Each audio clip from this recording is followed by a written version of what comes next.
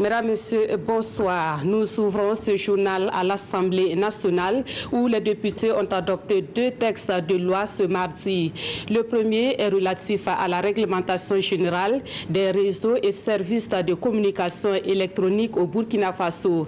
Quant au second texte, il porte sur le statut de l'agent judiciaire de l'État, un texte qui encadre désormais l'intervention des conseils juridiques de l'État et de ses démembrements. Plus de précisions avec Konsun Koulibaly et Aruna Mari. Vous n'allez pas prendre un avocat dont vous n'êtes pas sûr. L'agent judiciaire du Trésor devient désormais l'agent judiciaire de l'État. Changement de dénomination, mais aussi extension des pouvoirs pour permettre à ces conseils de l'État de mieux assurer la gestion des différents contentieux. C'est le premier dossier examiné et adopté à l'unanimité par les 102 votants du jour.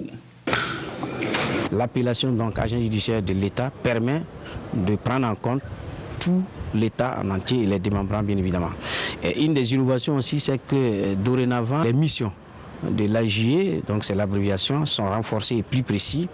Et il y aura, pour permettre donc une sorte de fluidité de travail, c'est ancré au niveau du ministère de l'économie et des finances, mais il y aura des structures juridiques au niveau des différents départements ministériels et des institutions de l'État qui seront des correspondants, qui vont permettre donc à l'agent judiciaire de l'État d'avoir tous les éléments nécessaires pour pouvoir défendre les intérêts de l'État.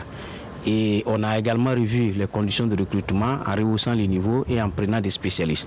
Autre dossier examiné par le Parlement, le projet de loi portant modification de la réglementation générale des réseaux et services de communication électronique au Burkina Faso. La loi modificative apporte quelques innovations dans le secteur des télécommunications. La loi modificative va permettre en fait de mieux organiser l'autorité de régulation pour qu'elle soit plus efficace et pouvoir contrôler donc l'établissement et la fourniture de communication électronique dans notre pays. Et la loi va permettre aussi d'améliorer le dispositif de sanctions vis-à-vis des opérateurs et ces sanctions sont étendues maintenant aux fournisseurs d'accès Internet. Alors, elles passent de 3% à 5% du chiffre d'affaires. Après les débats et les différents amendements apportés au texte, 101 voix ont voté pour la loi modificative. Une loi qui devra permettre de mieux consolider le schéma d'aménagement numérique au Burkina Faso.